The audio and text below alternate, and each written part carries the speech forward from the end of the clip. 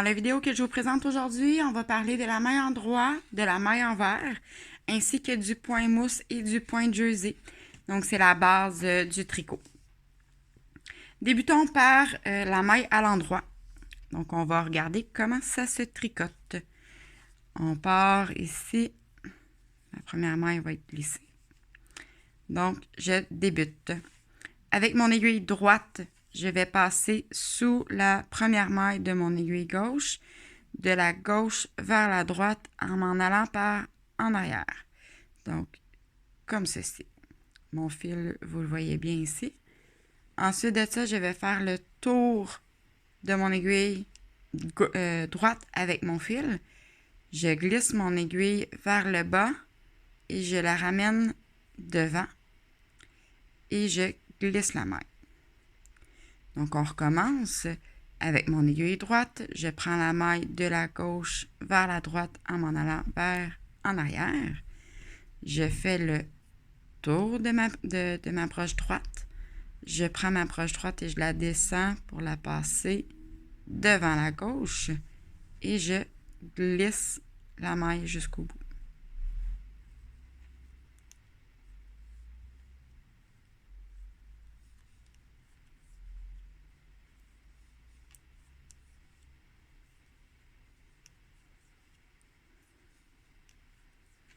Donc là, je l'ai fait à répétition.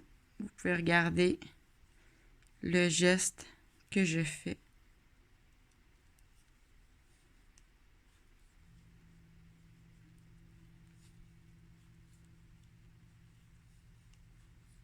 Je vais vous expliquer un petit peu plus tard la différence entre les points que vous voyez juste ici. Donc, le point mousse, c'est un point qu'on va pratiquer, le point mousse, la maille en droit. On peut la pratiquer pendant un certain temps pour l'acquérir correctement. Si vous regardez bien aussi, là, mes aiguilles sont toujours placées en T. Donc, c'est la bonne façon de se positionner. Si, je vais essayer de vous montrer juste ici avec la dernière maille.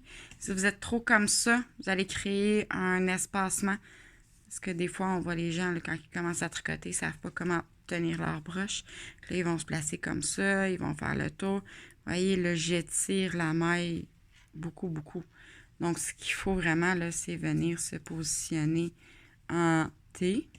Quelquefois, il y en a qui tricotent un peu plus en X, mais je vous dirais en T pour débuter, c'est une bonne façon. Et avec ma main gauche, je tiens toujours mon aiguille gauche, mais avec mes doigts, je viens tenir aussi mon aiguille droite, comme ceci. Donc ici, là, je tiens le travail et l'aiguille. Donc si je lâche avec ma main droite, mon travail va rester quand même en place. Je vais faire ici la dernière maille en droit, comme ceci. Maintenant, je vais faire quelques mailles envers.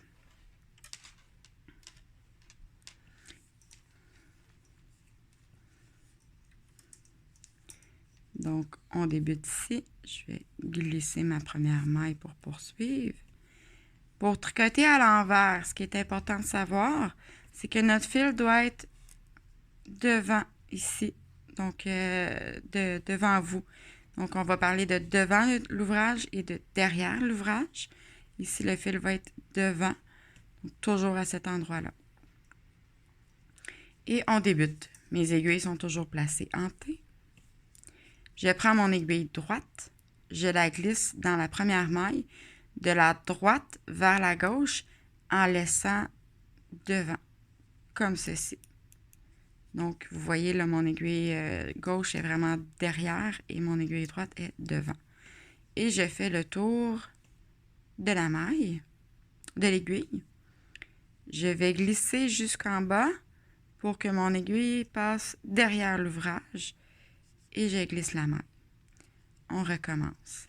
Donc, avec l'aiguille droite, je prends la maille de la droite vers la gauche, comme ceci, et je laisse l'aiguille devant pour avoir mon aiguille gauche derrière mon travail.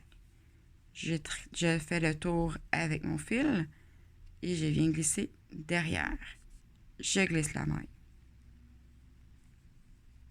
Je vais en faire quelques-unes pour vous laisser le temps de regarder.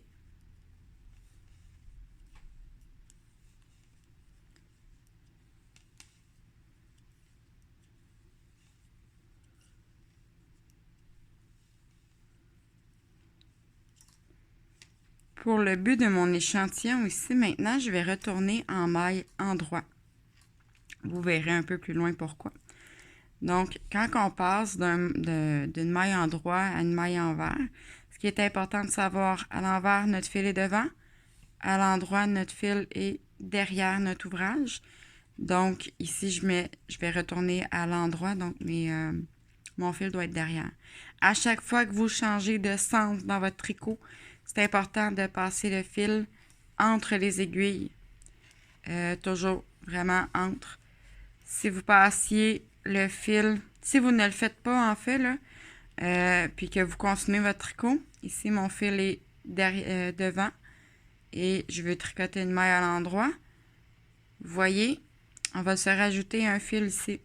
Donc ça nous rajouterait une maille. Donc c'est très indésirable quand on veut avoir un tricot qui est égal. Donc on va conserver, on va vraiment passer entre les mailles. Et je vais tricoter ici les mailles à l'endroit.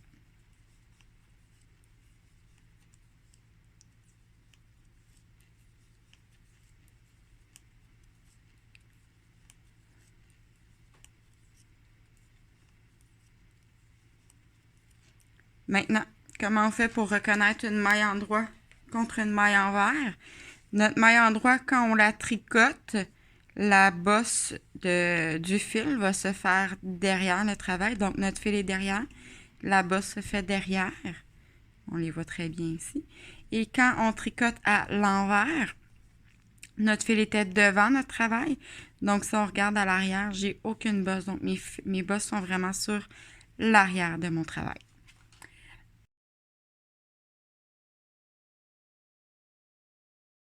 Dans mon échantillon ici, j'ai fait du point mousse et du jersey.